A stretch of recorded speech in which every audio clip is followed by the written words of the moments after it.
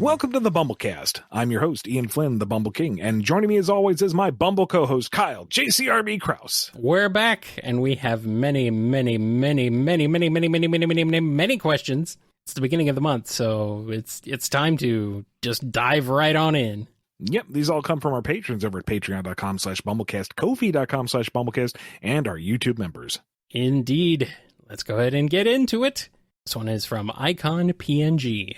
If you were to introduce a modern exclusive character to the classic cast of characters, but with the twist of making them a villain, who would it be? Why not just transplant Rouge?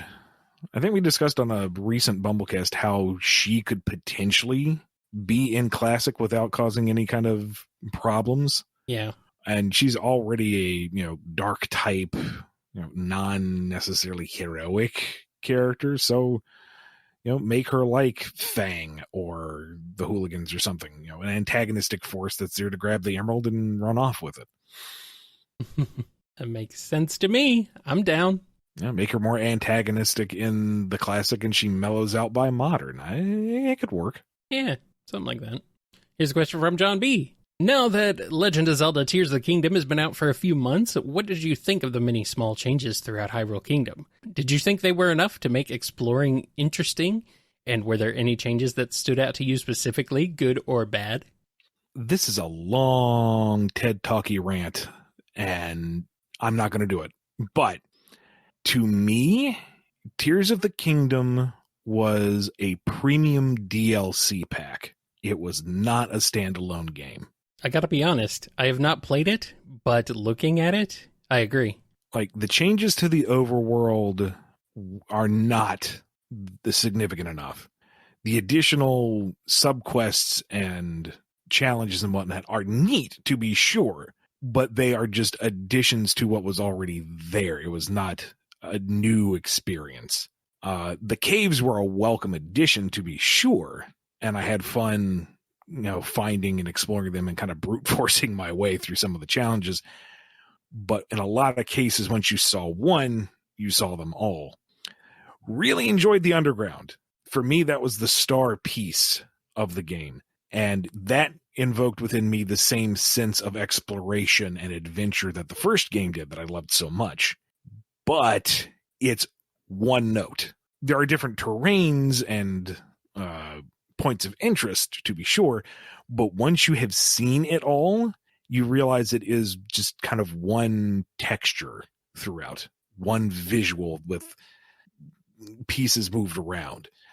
It doesn't elicit the same sense of, oh, what's that over there, as the overworld did the first time through. And aside from one or two impressive set pieces, the sky is utterly forgettable. I did not like the sky portion much of all. And the gimmick of the Zonai devices, there are some incredible feats of engineering that people are doing. And to make something that is a generally accessible Gary's mod is no small feat. To have all these potential interworking pieces still work with the physics engine of your original game, or find that happy medium, or however they had to make it all come out in the soup. I understand that is very hard work, but you can avoid most of the Zonai stuff because it isn't part of the gameplay. It's a little side diversion. And the stuff that you do have to do for like a puzzle or something is because the puzzle is designed around it. I personally found the Zonai stuff to be more of a frustrating distraction than anything else. Although, to be fair, to give context, I also felt the same way about the horses the first time around. Mm. Like, why do I have to hunt down a critter, fight it into compliance, put it in a stable, worry about its health, just so I can ride over some of the terrain when I can just run there? It takes a little longer, but it's pretty. I'll enjoy the view. Forget the horse. Forget building a wagon that shoots lasers. That's neat and all, but riding into battle against the Lionel in your rocket tank is certainly fun, but it's not really Zelda, at least to me. And the less said about the story, the better. I am just, not going to go there. So, a tiny bit of buyer's remorse. I did finish the main story. I did max out my hearts and stamina. So I put hours into it and enjoyed a fair bit of it. But did it need to be an $80 standalone title? No, not at all. I'm really just kind of surprised because I'm from the outside looking in, right? I have not played either one, but I've watched a lot of Breath of the Wild and definitely a bit of Tears of the Kingdom as well. And I'm just like, they really didn't like improve much at all.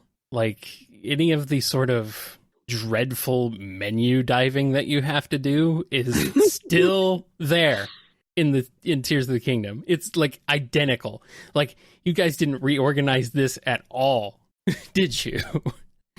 Just like trying to navigate through the menus to find stuff to just do that. And then I know the big argument about the weapon breaking and stuff like that. It's like, all right, well, I'm glad you guys stuck to your guns and didn't change much, but I mean, like, it's like, see, I'm in the, I said, like how I said, I'm not going to get into the long debate on this, and here I am. I am a champion of the weapon degradation system in the first game because the entire core mechanic is the foraging. yeah, You go into enemy camps, you explore new places, you find new gear, and there are ways to restore it if you want to, and there are places where you can re-equip if you know that's where the good drop is. But it facilitates the exploration. right. If you have your one set of dedicated gear that never breaks down and never goes away, that removes one of the core components of moving through the world. There's no enticing aspect to innovate or experiment or explore if you've got, the kill-all stick of doom, Master Sword, whatever you want to call it. The fusion aspect in Tears of the Kingdom kind of does the same thing. It opens it up a bit where anything can be fused. So if you find this crappy rusted spear, you can fuse it to that log for the hilarious extra long jabby stick effect. And there is that element of, I know that these mobs spawn here, so if I kill them, I will get this drop, which will improve the weapon, which means I can go here and do this. But ultimately, for me, that felt more MMO grindy than the very natural Breath of the Wild. Oh, here's the moblin cap, grab their sword, go buck wild with it. Mm-hmm. Yeah, I don't know. It just seems like they supposedly Tears of the Kingdom is built on a different engine, but it doesn't feel like it from Breath of the Wild. And to their credit, it did feel very familiar to Breath of the Wild. I couldn't really tell much of a difference. Yeah. So, credit where it's due. They made the feel of it close enough. And part of it, too, is Breath of the Wild, for me, was one of those landmark games. Mm-hmm. It woke with me a sense of wonder that I haven't felt since the initial transition into 3D.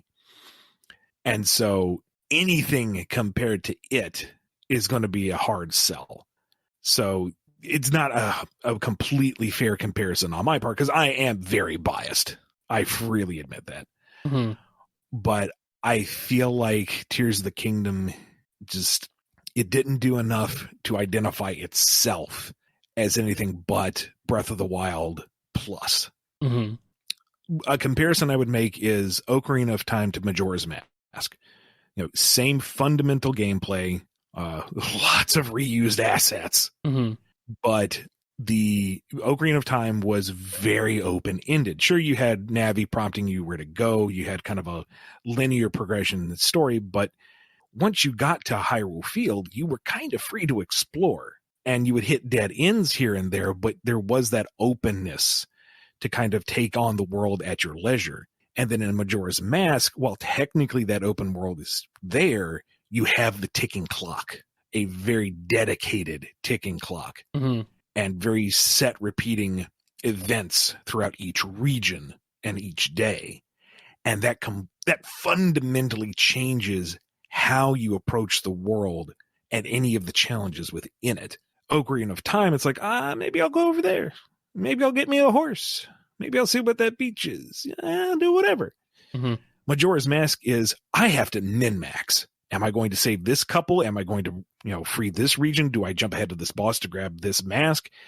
It completely changes how you do your puzzles and how you approach the world, even if the progression is story-wise, beat by beat by beat. It changes how you approach it. And for all the fundamental similarities and being, the basically the same game under the hood, it feels like a completely different experience, along with, the story presentation and the tone and the extra masks and whatnot. That, I feel like, is what Tears of the Kingdom should have been aiming for, is something that felt decidedly different. And instead, to me, it felt like Breath of the Wild with Banjo-Kazooie nuts and bolts. I wouldn't go that far, but... And I know that also is not a completely fair comparison, because the size and the scope and the intricacies of Breath of the Wild is vastly more complex than anything on the N64. Oh yeah, I realize that. It's a tall order to say, just do it different. Breath of the Wild took a while to come out for a reason. Mm-hmm. So I understand wanting to build upon that foundation as much as possible to pump out another game within, the next decade. But ultimately, I don't feel like Tears of the Kingdom did enough to make itself a definitive title. To me, it just felt like Breath of the Wild plus. Which is fine, but, not quite what it was sold to be, I guess. I guess maybe it was kind of sold that way. I don't know. Way better final boss sequence, though. I will definitely give it that. Oh, yeah. Calamity Ganon was lame. You know what the worst part about Tears of the Kingdom is, though? No Kaz. Yeah, I know, right? Where's my boy? How could they do that to us, Ian? How could they, why did they get rid of Kaz? I don't know. Bring him back. Bring him back. Give him his own game. I do like Matt Mercer voiced Ganondorf, though. Yeah, for all 20 lines they gave him. Yeah, well, that guy only needs 20. Fair enough. The things he can do in 20 lines. Legendary. Okay, we're on question 2, so we better move on. Here's a question from Joseph. What is up with Shadow's bio on the Fast Friends Forever website? According to the bio, Shadow is fighting to protect the planet, but only for the sake of Maria's memory, while having no personal investment in the planet itself. I don't know how important these are to the series or characterization, but wouldn't making this aspect of his character the main reason for his protection of the planet be a regression and a contradiction to his development during Shadow the Hedgehog's final story? I know he still thinks about Maria due to the Sonic Channel stories, but we also know he decided to stand up for humanity himself while Black Doom was manipulating and pelting him with only bad memories. Assuming these bios aren't just oversimplified for marketing reasons, how come he's going back to doing everything for Maria's wish if he already did all that without those memories, learned to move on from his past and her promise, and was written in 06 to show himself as a hero on his own terms? That is a very good question. It is very valid, and I cannot talk about it right now. Well, I guess this is the situation we're in. That is not a hand wave. This is very legitimately, there is other stuff that plays into this that I cannot get into just yet. So hold your horses. Is this a hashtag knowing look moment? Like maybe not a smile, this but is a hashtag knowing smile combo. Oh, combo breaker? No combo breaker. Okay. Levi C has a question. Has the lore team made any decisions yet on where Free Riders fits into things? Like where was Omega in the game and why was Metal Sonic disobeying Eggman's orders? Like Eggman says at the end of the game, that metal monstrosity just ruined my entire Grand Prix. And then immediately, metal works for him again in the next game, Sonic Colors, thanks to Ultimate/Rise of the Wisps. That is, I think, set. I'm not quite sure where all the approvals are on everything. You'll know once it's cleared for public consumption, if it ever does do that. I wouldn't sweat the details too much about Sonic Freeriders, though, given what a footnote of a game it is. I mean, it's part of the lineup, but it's really, really, really, really not that important to the grand scheme of things. All right. Here's one from Major Bunny. It's often said that many parts of our personalities are learned from our parents, but since Starline's the closest thing to a parent Surge and Kit have, what personality traits or mannerisms of his do you think Surge and or Kit inherited that Starline didn't intend for? Or what's something you think they all have in common aside from just being twisted mean jerks? I know we can, all laugh about, Starline's the bad dad and Surge and Kit are the unruly children, but there really isn't a parental or family dynamic between the three of them. No. Not officially. Surge and Kit are definitely products of Starline, but that's specifically at products. He did not design them with any kind of emotional connection in mind. His own personal biases would play out into the work, but not in the way that I think you're looking for. More that, the egotism and the fixation on the meta narrative, just because that's inherently how he designed them to be. But it's not like this is his personality trait and that's what they learned from, because they weren't really around each other long enough for that kind of cross-pollination. Alrighty. And here is a question from Morless. It's a quiet night in Gotham, and the Bat family, you know the one, including Dick, Jason, Tim, Cass, Steph, Babs, Damien, and Duke, are hanging out waiting for Bruce to finish up on patrol. When Bruce comes home, he has a surprise in the form of a purple-eyed, gray-furred lemur with a long, stretchy tail. He announces that this is their new sister, Tangle. How do the members of the Bat family react to this new addition to their family, and how do they get along with the starry-eyed lemur? And what would Tangle's superhero identity be? First off, when you put it that way, Bruce basically has his own Justice League down in the cave, doesn't he? I mean, there's a reason why I guess they're called the Bat family. I mean, that's a very large family. Uh-huh. It's a very large family. He needs to stop finding them, put some of them back. Stop adopting so many kids, damn it. And adults. I mean, Dick might be a little worried. Okay, Bruce, you're starting to adopt animals now? To which Damien says, that's fine. Put her next to Bat Cow.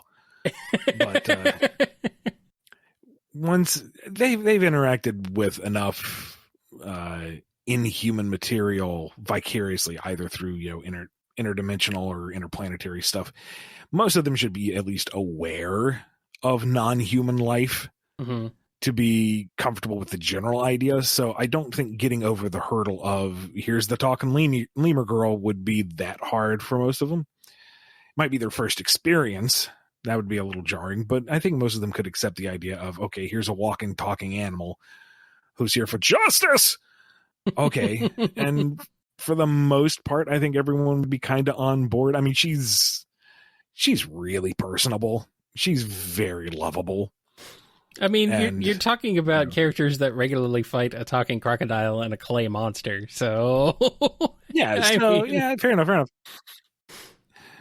And, I think Tangle would be going through a list of names to settle on what particular she wants, Maybe she's the Wrangler, or the Long Tail of the Law, or Slingshot, or Tangle. Wait, no, that is my name.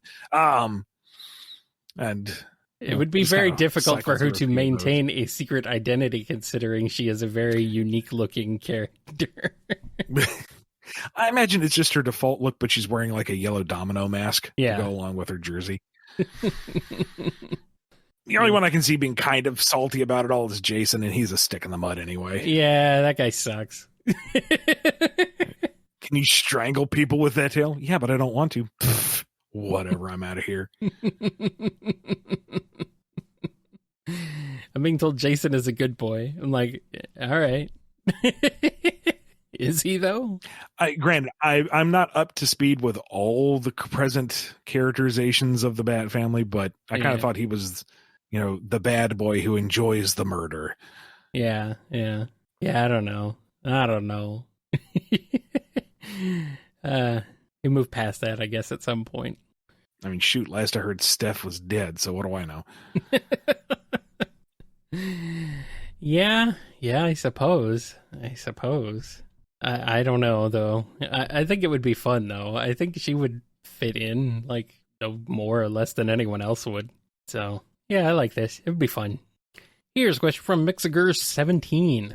If we make Surge's birthday in October, based on her first appearance in the comics being in an issue released during October, her birthstone would be an opal, which, according to a Google search I did, apparently were believed to be lightning from heaven to the Bedouins, which I thought was a pretty neat coincidence. I couldn't find anything in October or November about foxes or water for Kit, unfortunately, but I tried. I guess that was supposed to be a question, not a fun fact. So, did either of you know that? I did not know that opals were lightning elemental stones, according to the Bedouin. That's neat. And a neat correlation. I don't believe that was intentional. I mean, it wasn't on my part. You probably didn't exactly know when the issue was necessarily going to be released. So, also true. Yeah, it's a little hard to say for sure. Oh, I didn't know that either, but now I do. So thank you. Here's a question from Noni. So I've been going through the voice lines of some older Sonic games, and something's got me curious. Seeing the sheer amount of power Hyper Gohan has, if the Ancients had somehow come across the Wisp during their space journey, and the both of them ended up on Earth, would their combined powers have been enough to take out the End? Probably not, because the Ancients were familiar enough with the Chaos Emeralds to have interplanetary travel and individually piloted Evangelions running on these things, and they still lost. Mm-hmm. So if they had the Wisps powering them or helping them as well, I imagine they would still lose. It would just be more colorful. All colors. Game over. Yeah. Pepito has a question. As someone who just likes the games, barely read IDW first issues, and isn't interested in going further, what kind of potential impact on the games can I expect from the inclusion of IDW/Prime as official canon? I dread having elements from the comics or Prime directly coming into the games, thus alienating game-only fans who don't/can't read the comics. Given that comics seem to have much more going on than the games in terms of events, dialogue, character moments due to their structure, including IDW Comics as canon makes it seem like the canon medium where most stuff happens since Forces, thus a bit alienating to game-only fans. Especially when games nowadays don't release as often as they used to and aren't as narratively intense as a comic series, while the IDW comics have been releasing for 5 years and counting. A fair concern, and I think to a degree it's new territory for everybody that's largely untested, because since IDW started, we've had one mainline game. Yeah. That's really hard to gauge by. And we still don't know when the game takes place in relation to the comics. You might, Ian, but right. we don't largely as an audience know. But I think everyone involved is aware of just that concern. Mm-hmm. So if Tangle were to show up in Frontiers 2 or whatever, that is not a hashtag knowing smile. That is not me dropping a hint. That's just me giving an example. She would still need to be introduced as a new character. Using Sonic Frontiers as the example by itself, if this was your first game with Sonic, there is a lot of deep character interaction between Sonic, Amy, Knuckles, and Tails that if you haven't played the Sonic series or kept track with 30 years of miscellaneous lore bits, you could potentially be a bit lost. But so long as you understand the core relationships between them, the greater details aren't necessarily necessary for understanding the game. Like, you understand that Sonic and Knuckles are kind of friendly rivals. You don't necessarily need to know that they first met on Angel Island resolving the Death Egg crisis. You don't have to know that Knuckles discovered his history through a flying pink talking orb. That's irrelevant. It's that they are kind of at odds, and, despite that, they still look out for each other. And you can cut the tension between them with a butter knife. Sonic and Amy have a very deep relationship. You don't need to understand the roller coaster of Amy's characterization from Adventure onward. You just need to know that they mutually trust and respect each other a great deal. So, same thing. If there's any crossover with the IDW material, then it needs to be presented in a context that is accessible. And that would come from, in the Sonic and Tangle example, they would encounter each other and they would greet each other. There'd be like a little bit of expository dialogue to make you understand that, okay, they're friends, and she's kind of bouncing off the walls Flynn, and go from there. We don't necessarily have to reference that, she sacrificed herself to help Sonic in the metal virus plague. Is that relevant to the story that's going on? Probably not. Is it something neat for you to read later on if you want to? Sure.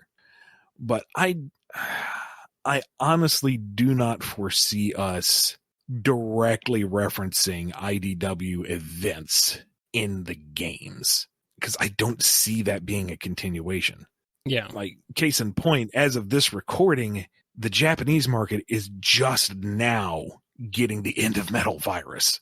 They haven't even been introduced to Bell or any of Starline's personal arc.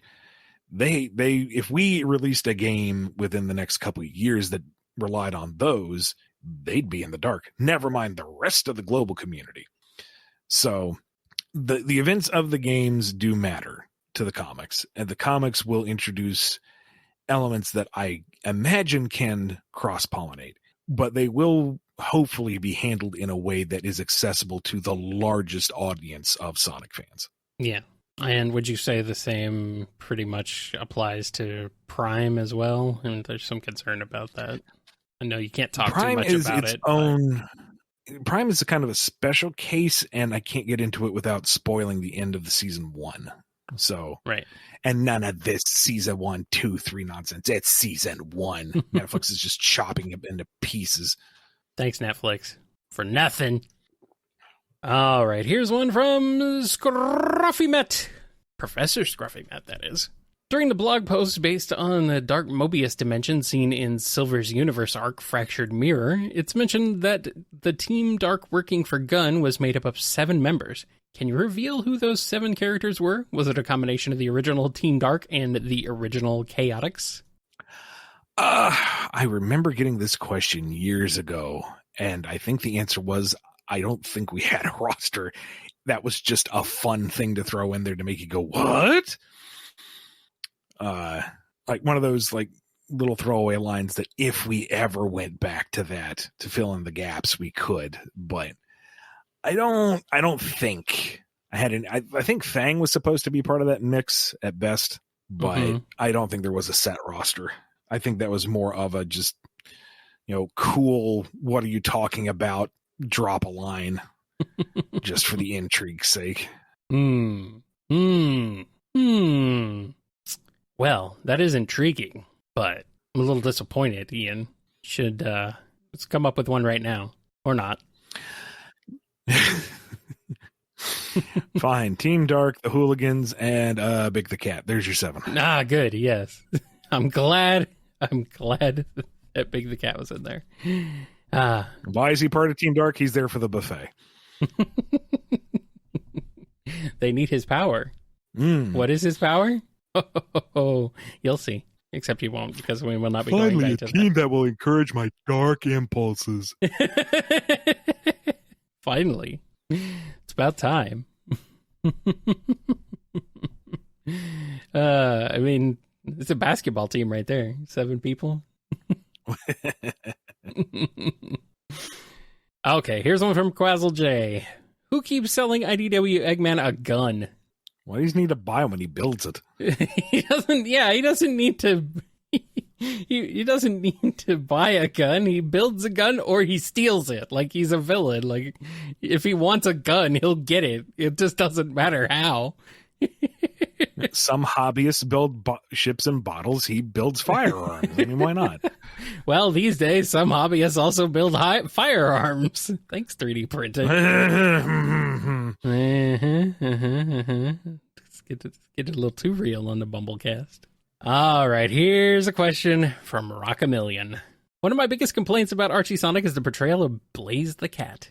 I can't help but feel that Blaze was completely humiliated on Archie. She was constantly depicted as being easy to knock out, even against opponents who should have little to no chance against Blaze, like Rouge or Swapbots. No offense to Rouge.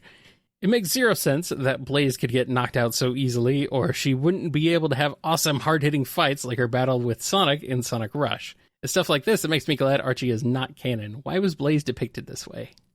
I remember this complaint. It's called the Worf effect, I think. Years ago. Yeah, it's kind of the Worf effect. And at the time, I feel like I didn't exactly see it myself, but it's 7 years after the fact. So I got nothing for you. Was this during your time or before? Well, it would have had to have been because she debuted in... When did Sonic Rush come out? 2006. That's what I'm being told. It's the other Sonic 06. Yeah, and that's about the time I came onto the book. So we kind of came onto the Sonic scene at the same time. But it's not going to be 7 years. We just need to take a few minutes to take a break, and we'll be right back with more BumbleKast.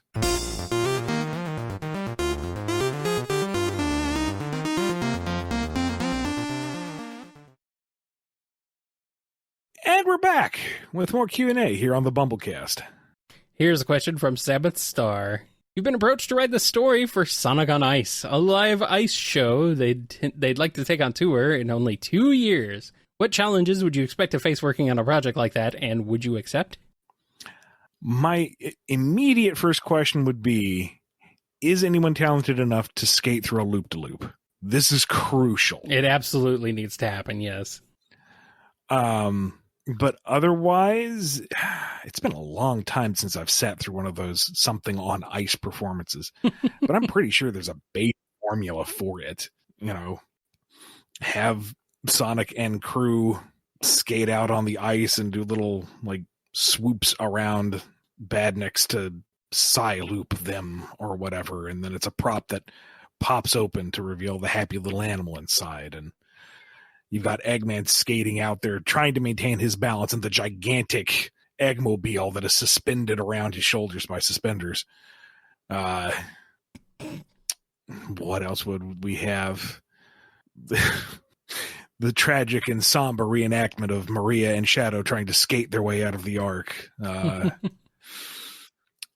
Every child is given like a small reactive prism so that at the very end, when Eggman comes out in his giant, largely stationary Death Egg robot, Sonic can go, "Kids, I need your help. Send me your chaos energy." And you have a million kids flickering light on him and quick costume change into Super Sonic, and he's skating back and forth in front of this stationary set piece with sound effects of damage, and then it emits smoke and recedes back behind the curtain. Yay, we did it! You know, that level of pablum. I'm mostly conjuring my experience with the Power Rangers live stage show. Granted, not on ice, but similar enough. Good enough. Also having flashbacks to the Toy Story on Ice show we went to, and the extremely tedious segment of Bo Peep skating around to some slow, sad song that was supposed to symbolize her longing for both Buzz and Woody. And I'm like, I would not know this if I was not reading the program, and I'm reading the program because that's more interesting right now. I'm reminded of the TMNT Coming Out of Their Shells tour. Even though that wasn't on ice, it was still very much a similar thing. Yeah, in a similar vein, yes. All snark aside, Mad props to the skaters who are able to perform any kind of competent skating in those incredibly complex costumes. Like, I can't do it on a good day normally. To do it in costume at all? No. Yeah. Incredible feat on their part. Yeah. I don't know. No pun intended. I don't know how you skate in a fursuit, but it's kind of impressive. Anyway, here's a question from Sammy. Queen Sectonia story and Kirby Triple Deluxe is a very tragic one. Taranza and Sectonia were once friends, and Taranza found and gifted her the Dimension Mirror from Kirby and the Amazing Mirror. But what he didn't know was that it was cursed. As Sectonia stared into the mirror, it corrupted her mind, transforming her into a tyrant. Her pause screen text hints that she's beyond help.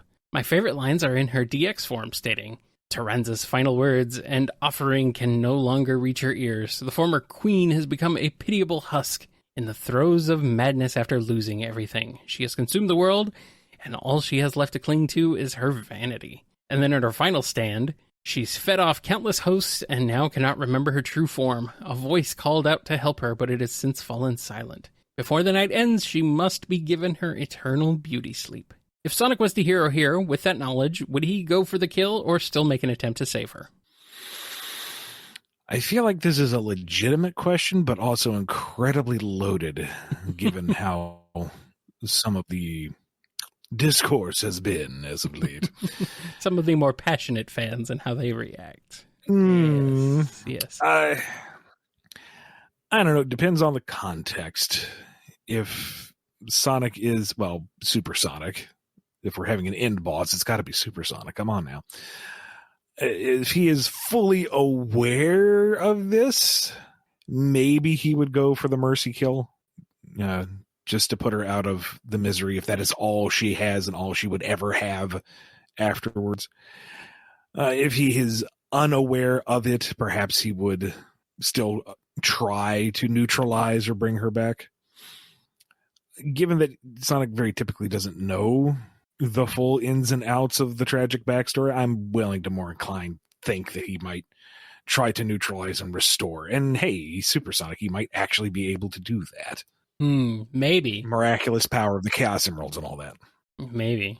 Although if Kirby couldn't do it, can Sonic?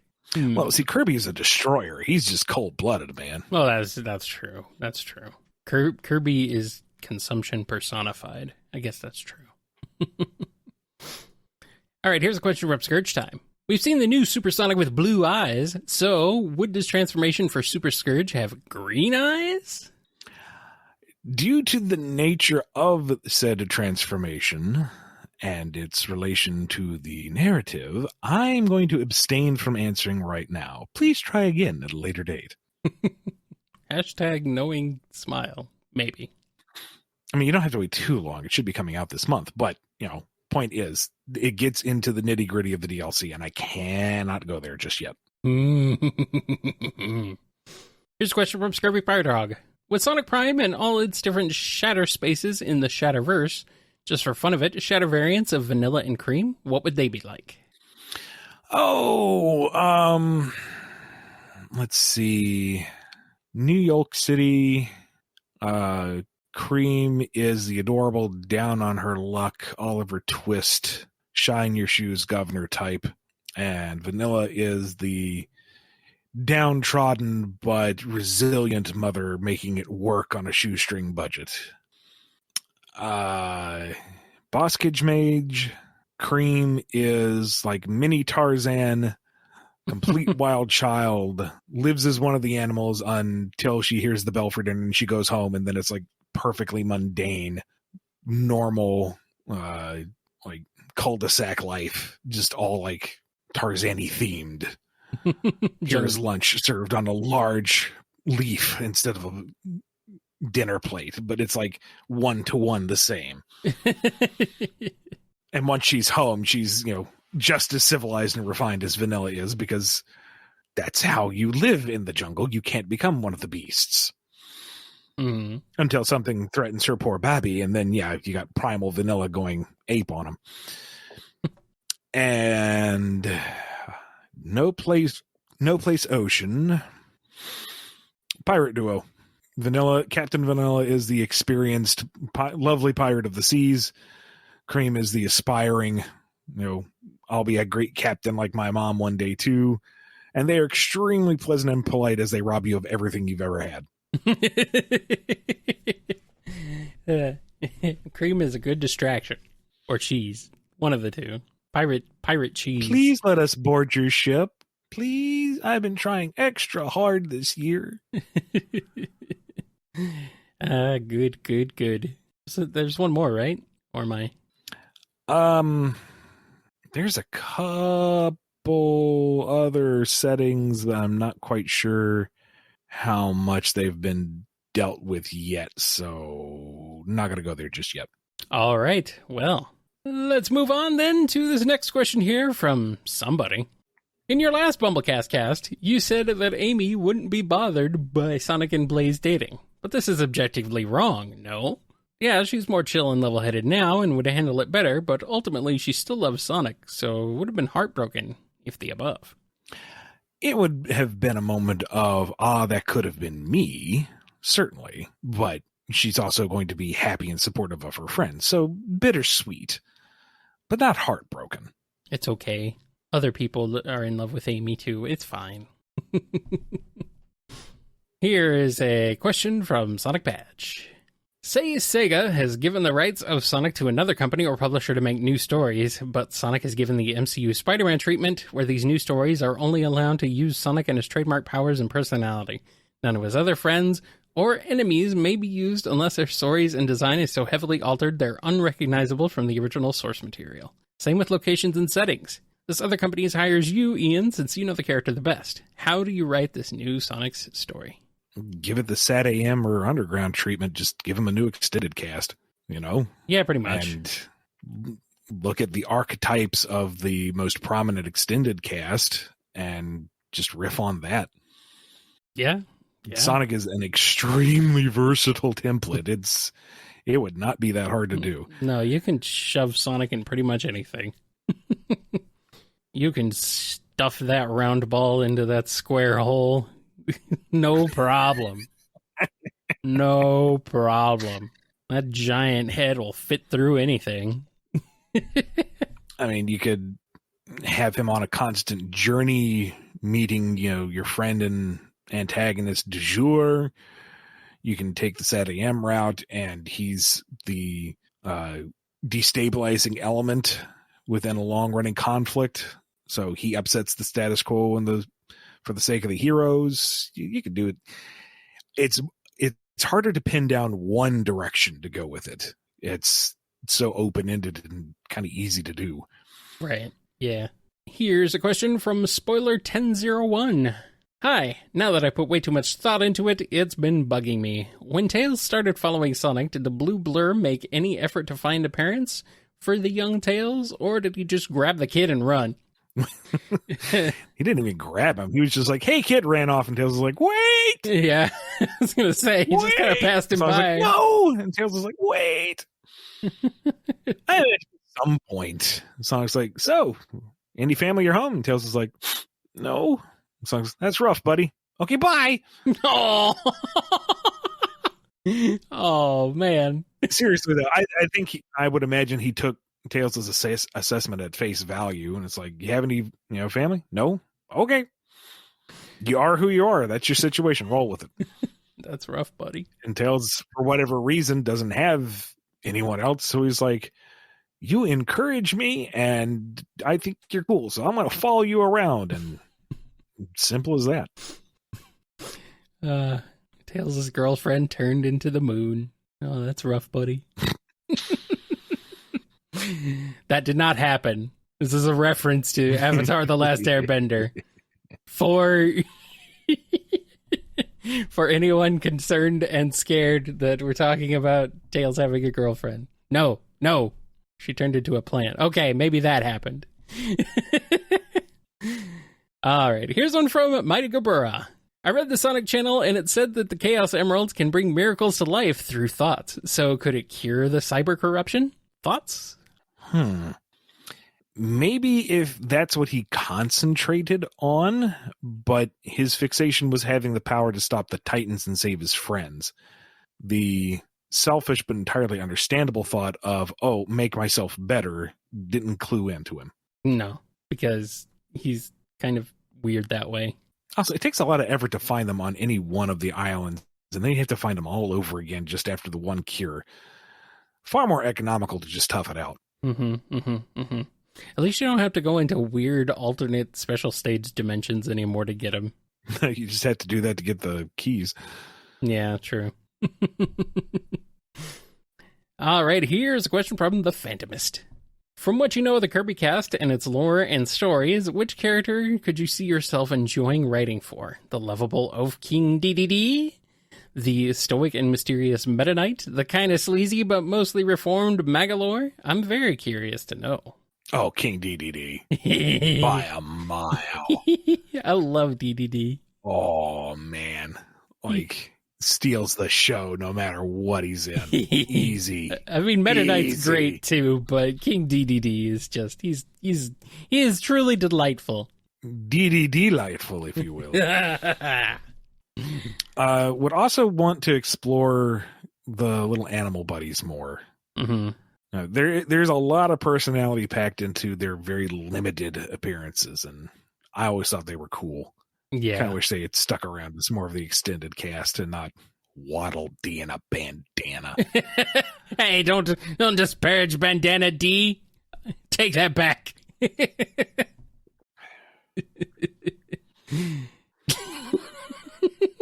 You're not even going to humor me with a response. Well, I almost said it's like putting a baseball cap on a Goomba, and it's like, wait, they did do that. They did that. Bandana D is doing his best. Leave him alone. Which one? All Can't of tell them. them apart from all the others. Shut up. Shut up. At least the Beans and Mean Bean Machine had different colors. I'm gonna bean your mean machine.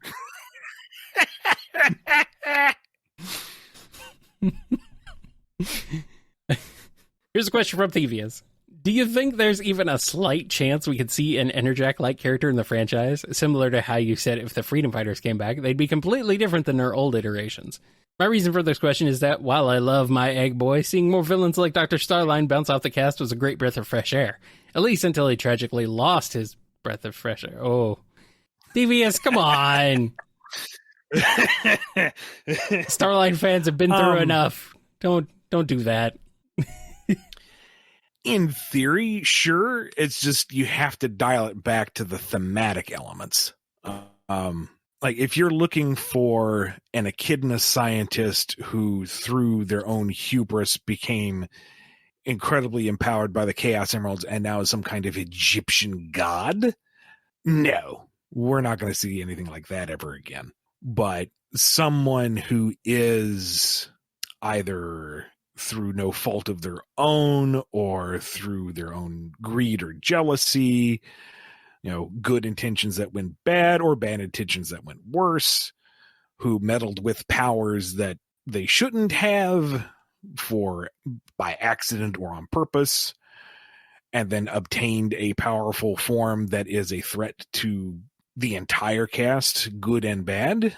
Sure, that doesn't seem off the table. Sure, something like that. I could see similar character coming back. Maybe not exactly the same, obviously, but, Here's a question from Ursi Bear. Dear Mr. Ian Flynn, I'm currently lost inside the Bumble King compound after security let me in to use the restroom. Is the exit down the hall past the Forgotten Questions vault or through the room with all the monkeys on typewriters? It is a little hard. I get lost all the time myself, and I own the place. What you need to do is after you pass by the monkeys on the typewriters, you need to take a right. Go past the unblinking eyeball in the ceiling. Do not look back at it. You want to keep your soul in your body. Go down the stairs that end up coming out on the floor above. Don't ask how this happened. It's just kind of an Escher-esque design flaw. And then you're going to see a window on your right. Okay? Don't jump out of that. That goes to the Pit of Hounds. You want to go through the window on your left. And that will also go to a Pit of Hounds, but they're very snuggly and they're very friendly. And at that point, you don't want to leave. I'm receiving word from one of those monkeys on a typewriter They're saying, excuse you, we're called Patreon Discord members. Yeah. Well, it's not the best of time or the blurst of times. Get back to work.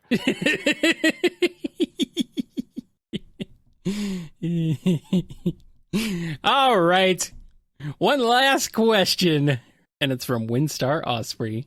The answer to this is probably obvious, but have there been any updates on the Lost Hedgehog Tales situation, at least for the reboot? I'm honestly surprised that it's been so difficult, seeing it's Archie lost the license and logically shouldn't be able to stop you.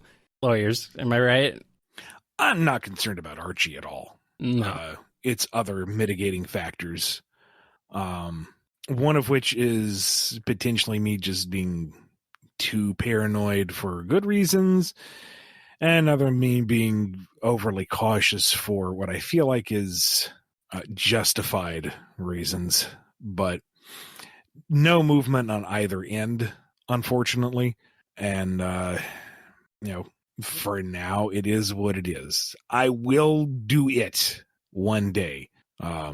Maybe it'll come a time when I'm just not attached with the franchise anymore, and I'm like, screw it, don't care anymore. Let the bodies hit the floor, let the roof burn, put it out there.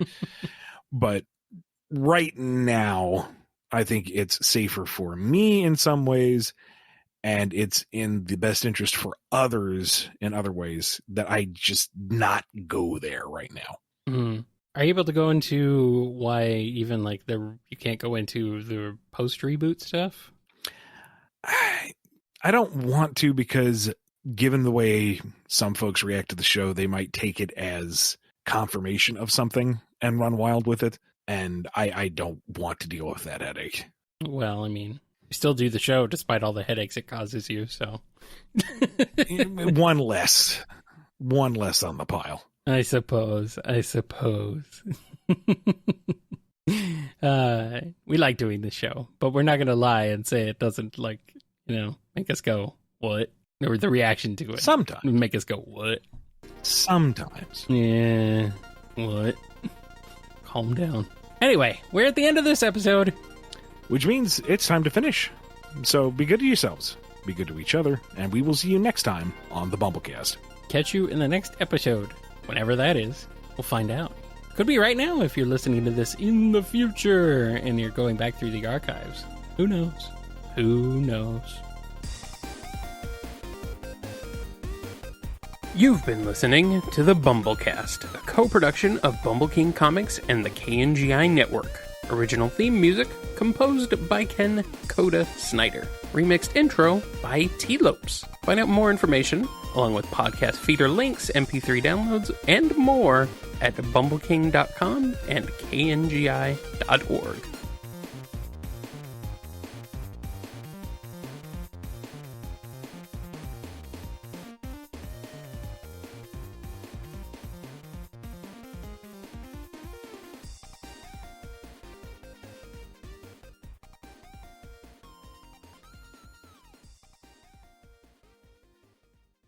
And that's about the time I came onto the book, so we kind of came onto the Sonic scene at the same time. Hey, Busty, Bestie.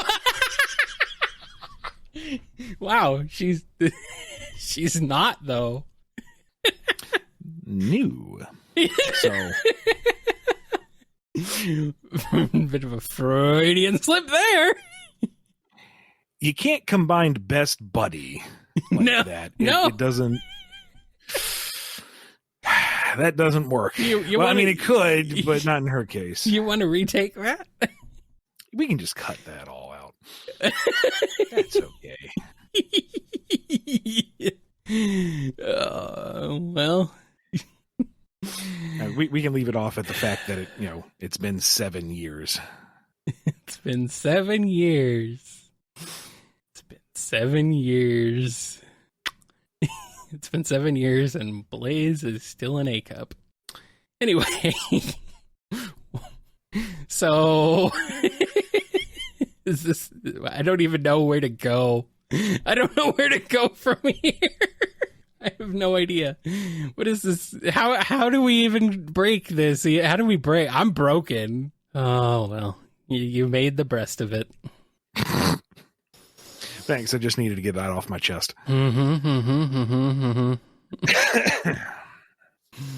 Kazzy says, imagine someone asking what cup size all the characters are. I feel like we've had that. I'm kind of surprised if we haven't.